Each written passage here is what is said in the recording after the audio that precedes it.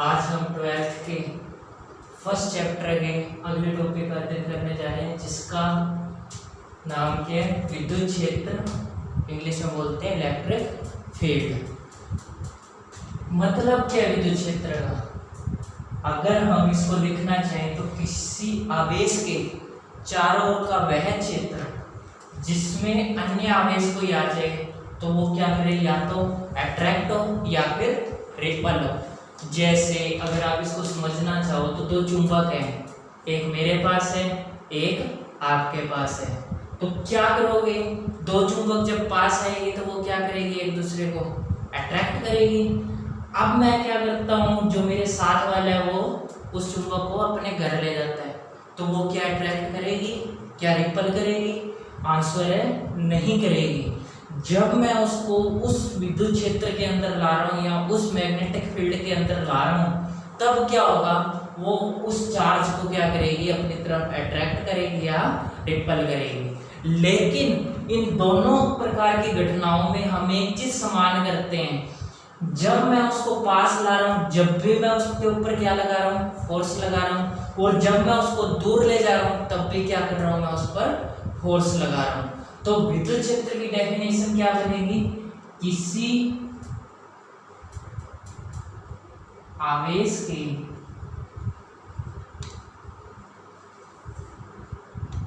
चारों ओर का वह क्षेत्र जिसमें अन्य आवेश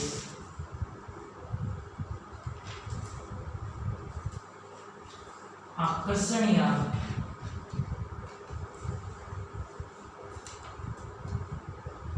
प्रतिकर्षण बल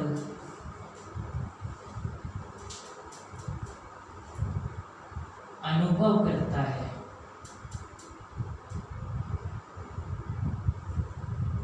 क्या कहलाता है, विद्युत क्षेत्र कहलाता है। कैसे, एक बार अगर और समझना चाहो तो किसी आवेश के चारों ओर का वह क्षेत्र, ये कमरा है, ये क्या है, मैं इसको क्या मान लेता हूँ, ये इसके अंदर क्या है, भिन्न भिन्न प्रकार के आवेश हैं। जब हम मैग्नेटिक फील्ड की बात करते हैं, मैग्नेटिक फील्ड क्या करता है, मैग्नेटिक फील्ड ये करेगा कि किसी भी दो चीजों को क्या करता है, चिपकाता है। सिंपल सी बात है, आप दो चुंबक पास में लाओ, क्या होगी, एक दूसरे को अट्रैक्ट करेगी, दोनों एक दूसरे से चिपकेगी। अगर आपको उसको दूर लेके जाना है तो उसके लिए आपको क्या करना पड़ेगा, फोर्स लगाना पड़ेगा। जब आप उसको पास ला रहे हो जब भी फोर्स लगा रहे हो, और जब आपको उसको दूर ले जा रहे हो जब भी आप क्या कर रहे हो, फोर्स लगा रहे हो। दोनों ही कंडीशंस में एक चीज सेम हो रही है कि फोर्स आप लगाते हो। ठीक है, ये क्या है, विद्युत क्षेत्र है। अभी तक आपने जो चैप्टर पढ़ा है वो क्या है, स्थिर आवेश के बारे में पढ़े हैं। ठीक है, स्थिर व गतिमान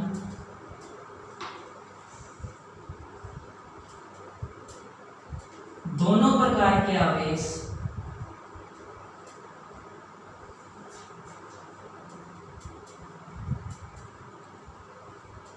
विद्युत क्षेत्र के स्रोत होते हैं।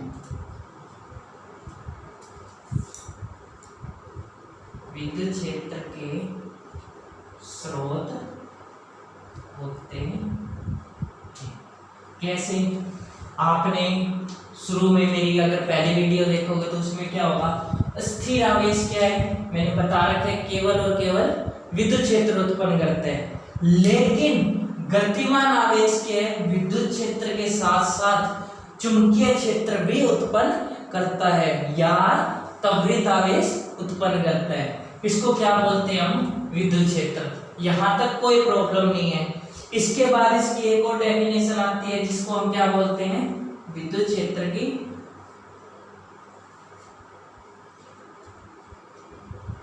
तीव्रता। इंग्लिश में बोलते हैं इंटेंसिटी ऑफ इलेक्ट्रिक फील्ड। मतलब विद्युत क्षेत्र, इसकी जो डेफिनेशन बनेगी वो क्या बनेगी, विद्युत क्षेत्र में रखे परीक्षण आवेश पर लगने वाला बल और परीक्षण आवेश के अनुपात को क्या कहते हैं, विद्युत क्षेत्र की तीव्रता। विद्युत क्षेत्र में रखे परीक्षण आवेश पर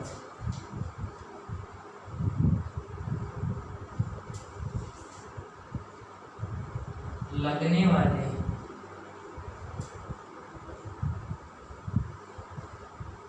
बल व परीक्षण आवेश के अनुपात को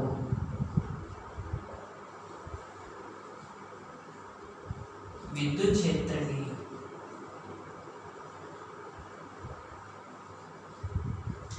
तीव्रता कहते हैं। कैसे? ये डेफिनेशन तो हमने लिख ली। विद्युत क्षेत्र में रखे परीक्षण आवेश पर लगने वाले बल व परीक्षण आवेश के अनुपात को क्या कहते हैं? विद्युत क्षेत्र की तीव्रता।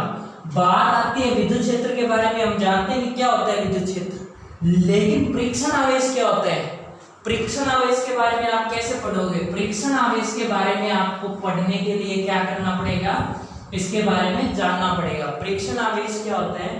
परीक्षण आवेश वह आवेश होता है जिसका अपना खुद का कोई विद्युत क्षेत्र नहीं होता, लेकिन ये अपने निकट स्थित अन्य आवेशों पर विद्युत बल लगा देते हैं, अन्य आवेशों को क्या कर देते हैं? विद्युत क्षेत्र उपलब्ध करा देते हैं। परीक्षण आवेश का मतलब क्या है?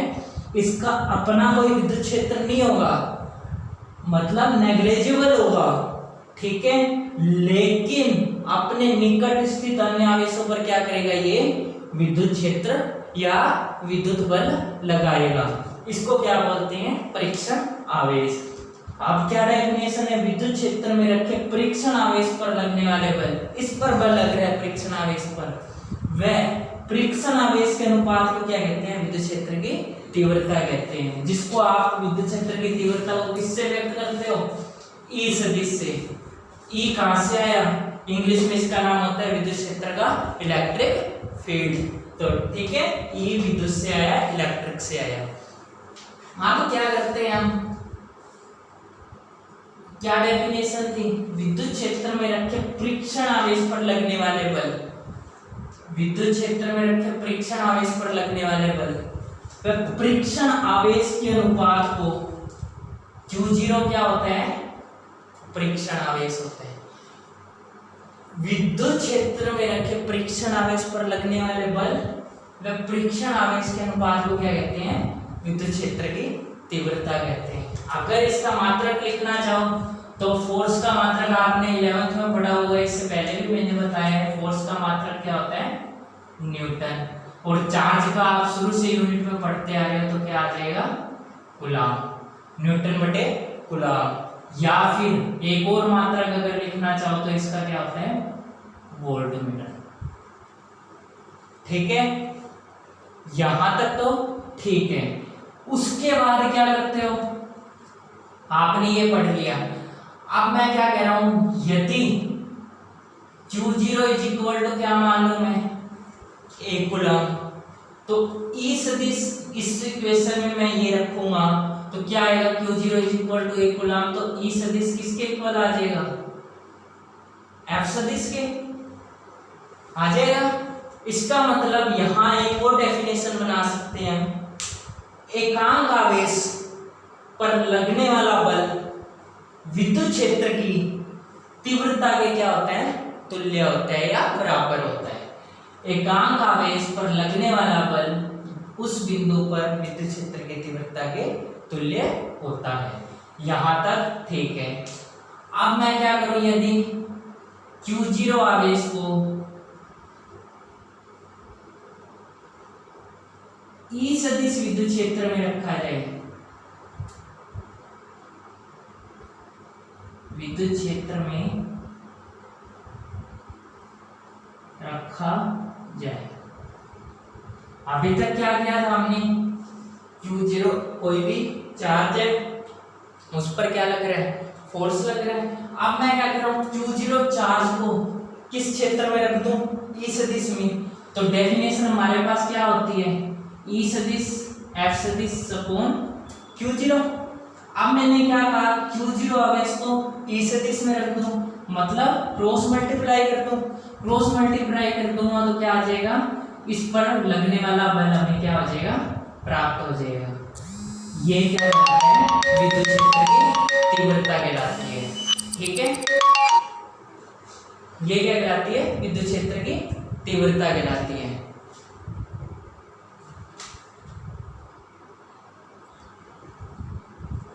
ठीक है, Q0 आवेश को क्या कर दूं मैं, E सदिश विद्युत क्षेत्र में रख दूं तो Q0 क्या आ जाएगा, F सदिश is equal to Q0 E सदिश आ जाएगा। ये क्या कहलाता है, विद्युत क्षेत्र की तीव्रता। अब आपने विद्युत क्षेत्र के बारे में पढ़ा हुआ है कि विद्युत क्षेत्र आप जानते हो कि क्या होता है, कोई भी दो तारों को आप आपस में स्पर्श करोगे तो क्या होगा, उनमें चार्ज आएगा। ठीक है, किसी भी दो पत्थर को आप आपस में मारते हो, अजीब सी क्या होती है, चमक उत्पन्न होती है, जिसको आप इंग्लिश में क्या बोलते हो, स्पार्क बोलते हो। ठीक है, वैसे ही विद्युत क्षेत्र में क्या होता है, 4 टाइप्स का होता है। विद्युत क्षेत्र कितने प्रकार का होता है, 4 प्रकार का होता है, 4 टाइप्स का। फर्स्ट कौन सा होता है, समरूप विद्युत क्षेत्र। सेकंड असमरूप विद्युत क्षेत्र। थर्ड परिवर्ती विद्युत क्षेत्र और फोर्थ अपरिवर्ती विद्युत क्षेत्र। समरूप विद्युत क्षेत्र, समरूप से पता चलता है समान, असमरूप से असमान, परिवर्ती का मतलब किसी भी प्रभाव में परिवर्तन हो। ठीक है, और अपरिवर्ती मतलब किसी भी प्रभाव में परिवर्तित न हो। ये जो विद्युत क्षेत्र होता है अपरिवर्ती, ये क्या है, इम्पॉसिबल है, पॉसिबल हो ही नहीं सकता, क्योंकि इसका मतलब क्या है, किसी भी प्रभाव में परिवर्तित ही ना हो, किसी भी प्रभाव में, ऐसा क्योंकि पॉसिबल नहीं है, क्योंकि विद्युत क्षेत्र क्या होता है, बदलता रहता है आपस में। ठीक है, परिवर्ती किसी भी प्रभाव में क्या हो, परिवर्तित हो, तो इसको क्या बोलेंगे हम, परिवर्ती विद्युत क्षेत्र। समरूप विद्युत क्षेत्र मतलब परिमाण व दिशा सदैव क्या रहे, इसके समान रहे, तो ये क्या कहलाएगा, समरूप विद्युत क्षेत्र। और इसमें क्या आ जाएगा, असमरूप में परिमाण व दिशा असमान हो, तो इसको क्या बोलेंगे, असमरूप विद्युत क्षेत्र। ये इसको ज्यादा अगर आप पढ़ना चाहो तो इसके लिए अलग से भी चैप्टर है। ठीक है, विद्युत क्षेत्र 4 टाइप्स का होता है, समरूप, असमरूप, परिवर्ती और अपरिवर्ती। समरूप का मतलब ये है समान, असमरूप का मतलब असमान, परिवर्ती का मतलब किसी भी प्रभाव में परिवर्तित होगा ही होगा, अपरिवर्ती का मतलब परिवर्तित हो ही ना। अपरिवर्ती का मतलब परिवर्तित ना हो, इसका मतलब ऐसा तो पॉसिबल है नहीं, क्योंकि हमने अभी तक जितना भी आज तक पढ़ा है या जितना भी जाना है उसके बारे में क्या हमने पढ़ा है कि विद्युत क्षेत्र परिवर्तित जरूर होगा, हर टाइप्स में होगा। ठीक है, अगर अब हम इसके आगे पढ़ना चाहें तो इसके आगे एक और टॉपिक है, वो क्या है,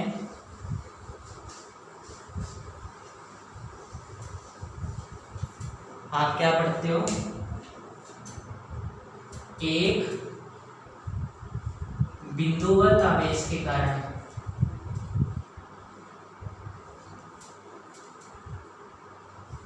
विद्युत क्षेत्र।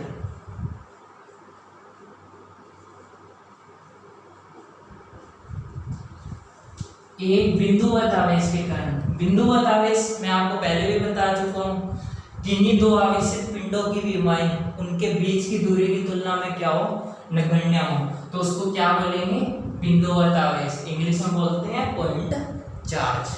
अब मैं क्या करता हूँ, कोई भी दो पॉइंट मान लेता हूँ, इस पर क्या है, बिंदु और बिंदु ओ पर क्या है, हम कोई भी चार्ज क्यू रख देते हैं, या प्लस क्यू रख देते हैं, या क्यू रख देते हैं। ओ से